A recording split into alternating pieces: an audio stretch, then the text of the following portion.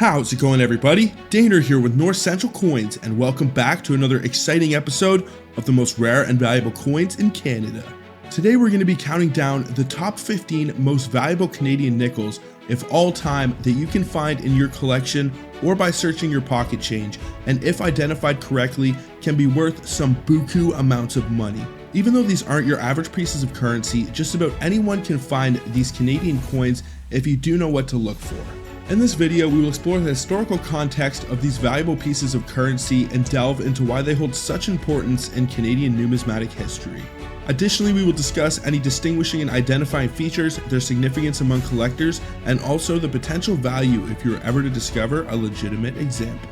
Before I do get into this, I would really appreciate if you guys would smash that thumbs up, subscribe if you're new, and also ring that bell notification so you can follow along with my new content as it is being released. And make sure to stay to the end of the video if you would like to find out which is the most valuable Canadian nickel of all time. And then without further ado, what do you say we get right into it and break down my picks for the top 15 most valuable Canadian nickels.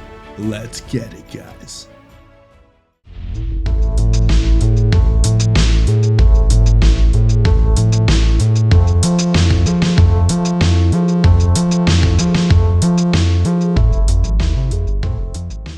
So as I start this list off, what I'm going to do is work my way from the least valuable being number 15 all the way up to the most valuable being number 1 on this list. This list also includes the Queen Victoria and King Edward VII era for Canadian nickels, or the 5-cent fish scales as they are commonly referred to. Some of them are worth some insane amounts of money, so I didn't want to leave them out on this list. But what do you say we start things off with number 15? Which is going to be the 1964 Canadian nickel. Now, a lot of people are probably thinking this is going to be the 1964 extra waterline, but little known to most, there is another variety for the 1964 Canadian nickels that is more valuable and rare, and that is the 1964 Canadian nickel in coin alignment. Usually Canadian coins, Australian and British coins will all come in metal alignment, but there is a rotated die air for the 1964 nickel that can add a pretty substantial premium to the coin. In terms of its low end value, it can be worth anywhere from $500 to $750 for a low grade example. So even finding one of these that is beat up and worn can make you a good couple bucks. And then as we start to get into the MS range, it's worth around $2,500 for an MS60, which is currently the highest appraised example. So if you did manage to find one of these and it graded any higher, you can be sure it's going to be an extremely valuable nickel. One of your best chances at this point might be to cherry pick one of these airs out of a roll. Usually if you do find one of these airs, the entire roll will contain the air, as well as most of the coins are struck in sequence. So if you ever come across uncirculated 1964 nickel rolls, give them a little inspection. Number 14 on this list is going to be the 1965 large bead Canadian nickel. Now, to tell the difference between the small bead and the large bead will have 138 beads and the small bead will have 119, besides the size, which is quite obvious. Now, in terms of the low end value for the 1965 large bead nickel, it can be worth around $300 at the very bottom of the Sheldon scale. So even if you find one of these and it's beat up and worn, you can still get a couple $100 for the 1965 large bead. In terms of its high end value, it can be worth around $1,600 for an MS60 and all the way up to $5,200 for an MS65 example. And just to clarify, you are counting the beads on the obverse of the coin. Number 13 is going to be the 1953 Canadian nickel, and you are looking for the shoulder fold far leaf variation. Now, there are 4 different varieties for the 1953 Canadian nickels. There is the shoulder fold and no shoulder fold, and there is the near and far leaf. And depending on which varieties you have, it can be worth a lot of money. You are actually kind of looking for the opposite varieties if you want the 2 rarest of the 4. Now, the first one that we are discussing is the 1953 shoulder fold far leaf. Now, to identify the shoulder fold on 1953 Canadian nickels, what you need to do is flip over to the obverse and look at the last I in the wording for DEI. Now, if the eye is straight and blunt, then it is the shoulder fold variety, and if it has serifs that flare out, it is the no shoulder fold. And then you want to take a look at the leaves on the reverse of the coin. Now there are a few different visual indicators for the near and far leaf. A lot of people usually focus on the shading and also the depth of the leaf, but the reason that this variety is actually called the near and far leaf is the leaf's proximity to the rim of the coin. Now I will put an example of what the shading and detail looks like for the 1953 far leaf, but for this variety you're looking for the shoulder fold and the far leaf. In terms of its value, it can be worth around $70 on the low end, so that is a pretty beat up and worn example. As we start to get into the mint state region, it's worth around $1,050 for an MS60, and it can be worth all the way up to $6,100 for an MS65 example. Number 12 on this list is going to be the other rare 1953 Canadian nickel. As I mentioned, there are 4 different varieties, and there are 2 varieties within those that are quite rare. Now this one that you are looking for is the no shoulder fold near leaf. To identify the no shoulder fold, what you want to do is flip over to the obverse, take a look at the last I in the wording for DEI, and if the I has serifs or points that flare out at the end, then it is the no shoulder fold. If it is straight and blunt, then it's the shoulder fold. Now for this variety, you are looking for the near leaf. So the leaf should be slightly closer to the rim of the coin. I will put an example up so you can see what the details and shading look like. Now in terms of the low end value for the 1953 no shoulder fold near leaf, it can be worth around $100 at the low end of the grading scale. So $100 for a pretty beat up and worn example. I have found plenty of 1953s, and I may have even found 1 or 2 of these in my travels. I need to go through my nickels again at some point. I still have all of them stashed away, but $100 for a beat up and worn 1953 ain't too bad. As we start to get into the mint state region, it can be worth around $1,280 for an MS60 and all the way up to $6,900 for an MS65 example for the 1953 no shoulder fold near leaf. Number 11 on this list is going to be the 1954 Canadian nickel, and you are looking for the no shoulder fold variety. Usually Canadian 1954 nickels will only come with the shoulder fold, but it would seem that they struck a few with the no shoulder fold variety as well, and those can be quite rare and valuable. Now to identify the no shoulder fold on the 1954, what you want to do is flip over to the obverse. Once again, take a look at that last I in DEI, and you want the ends of the I to flare out and be pointed.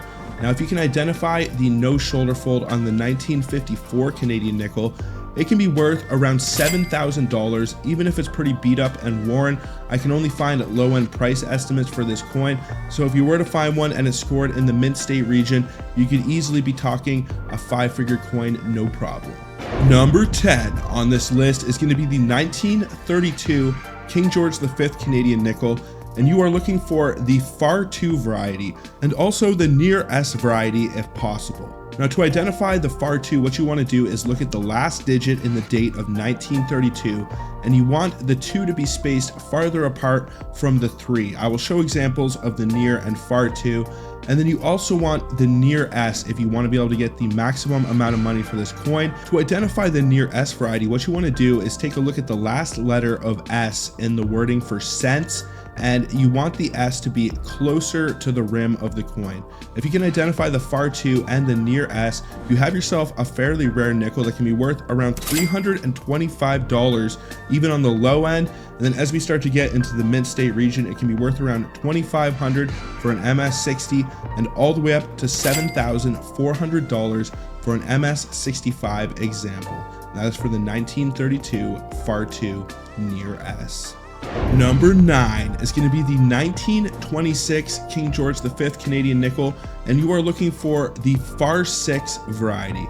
Now to identify this, very similar to the previous nickel, you want to take a look at the last digit of 6 in the date 1926, and you want the 6 to be spaced farther apart from the 2 than the Near 6 variety. If you can identify this, it can be worth around $150 on the low end, but this coin can be worth all the way up to $10,300 for an MS64 example, which is currently the highest graded known example. Number 8 on this list is going to be the only King Edward VII 5-cent coin that is featured, and that is the 1909, and you need to identify the round leaf and cross bow tie variety. Now to identify the round leaves, what you want to do is flip over to the reverse of the coin and take a look at the tips of the leaves on the ornamental wreath on the reverse of the coin. Now if the tips of the leaves are more rounded and less detailed, then it is the round leaves, and if the tips come to a point, then it is the pointed leaf variety.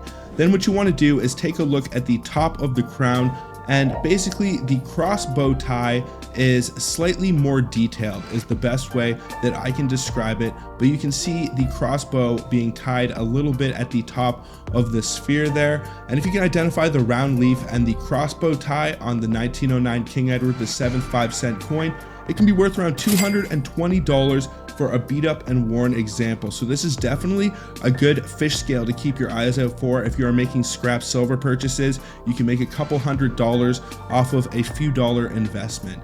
As we start to get into the mid-state range, it can be worth around $4,560 for an MS60 example, and all the way up to $12,100 for an MS64. Number 7 is going to be the 1875 Queen Victoria Heat and Mint small date Canadian nickel. Now to identify this, you want to look for an H mint mark on the reverse of the coin, and you also want to look for the small date variety. I will put an example of the small date and the large date, and you are looking for the small date and also an H mint mark to indicate it was struck at the Heaton Mint in Birmingham. If you can identify both of those on the 1875, it can be worth around $90 at the low end of the grading scale, so that is a beat up and worn example. As we start to get into the mid-state region, it can be worth around $3,260 for an MS60 and all the way up to $15,700 for the 1875 Queen Victoria small date Heat and Mint 5-cent coin.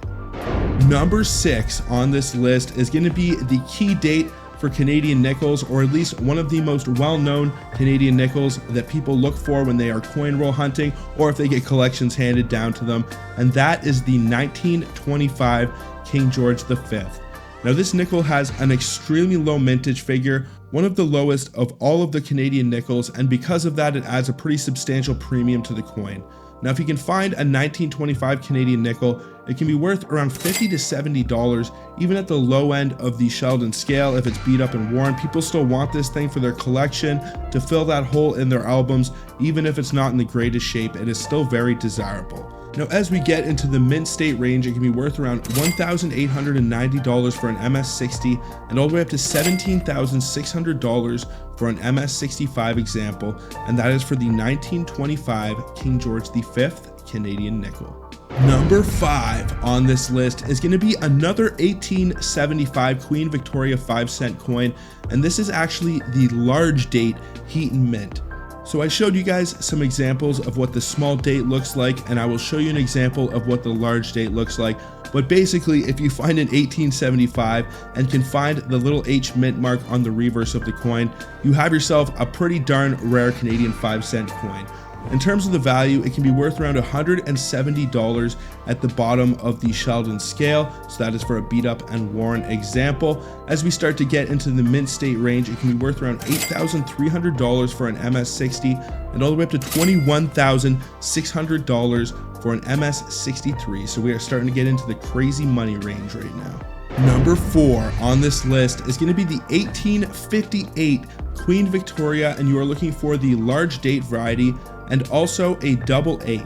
So to identify this, you want to look for the larger date. I will put a comparison of what the large date looks like, which is the one that you are looking for, and then this is what the small date looks like. So if you can identify that large date, then what you want to do is take a look at the last digit of 8 in the date of 1858, and you want to look for doubling. So basically it will look 3D, or it will look like it was struck multiple times. One or the other, it can appear more significant or less significant, but if you can find the 1858 with the large date and it has any form of doubling on that 8, it can be worth around $75 at the bottom of the grading scale. As we start to get into the mint state range, it can be worth around $2,500 for an MS60 and all the way up to $43,600 for an MS65 example, and that is for the 1858 Queen Victoria large date with a doubled 8. Number 3 on this list is going to be the 1884 Canadian Queen Victoria 5-cent coin, and you are looking for the Far 4 variety. Now, to identify the far 4 variety on this 5-cent coin, what you want to do is take a look at the last digit on the date of 1884, and you want that 4 to be spaced farther apart from the 8.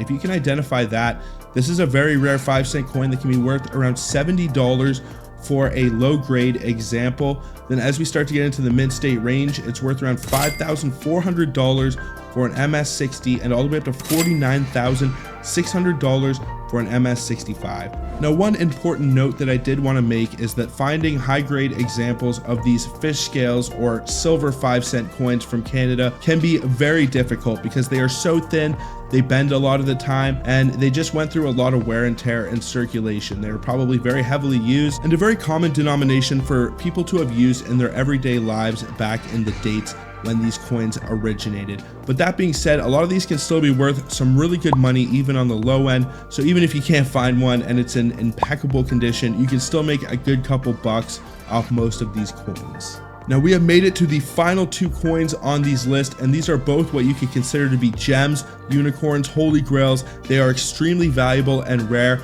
and the most sought after Canadian 5-cent coins of all time. Number 2 on this list is going to be the 1921 Canadian 5-cent coin.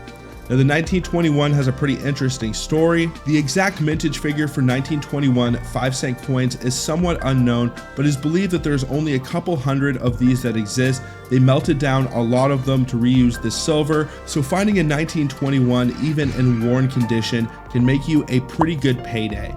Now, if you can find the 1921 Canadian 5-cent coin, I would definitely suggest getting it authenticated because there are a lot of counterfeits out there, especially on sites like AliExpress and Temu and Wish. You definitely want to make sure that the coin is both silver and also the right thickness. Now, if you can find a Canadian 1921 5-cent coin, it can be worth around $3,500 even for a beat up and worn example, which is why this is one of the most counterfeited Canadian coins of all time, along with the 1921 Canadian half dollar. So around $3,500 for a beat up and worn example. As we start to get into the mint state range, it can be worth around $20,000 for an MS60 and all the way up to $65,000 for an MS65 example. Number 1 on this list is going to be the 1944 World War II nickel, but you are looking for the Tombac variety. Now, there's a lot of experimentation on Canadian nickels throughout World War II. They changed the shape, they changed the composition. Now, in 1944, Canadian nickels were intended to be struck in steel with a nickel and then a chrome plating on top. But there were a few 1944 Canadian nickels that were actually struck in the Tombac composition, which is the composition that they used in 1942 and 1943. Now, whether patterns, tests, trials, or essays, these coins were not necessarily intended for general circulation. They were probably made so that they could test different compositions for the Canadian nickel. But regardless, there have been a few of these 1944 Tombacs that have popped up, and you never know if you did find a 1944 in your pocket change and it has that goldish hue, I might want to get a second opinion on it.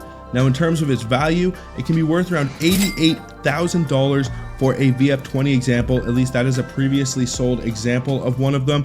It is the holy grail and the rarest Canadian nickel currently, and even if there aren't any more of the 1944 Tombacs floating around in the wild oceans of circulation, it is always good to be armed with a little bit of knowledge so you don't accidentally let a coin that is worth thousands of dollars or more back into circulation. Now, what do you guys think about my picks for the top 15 most valuable Canadian nickels and 5-cent coins?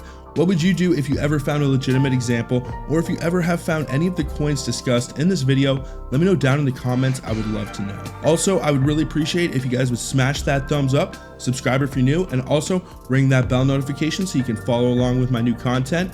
But I think that is pretty much going to do it for this one, folks. So until the next one, everybody, peace out and have a good one, y'all.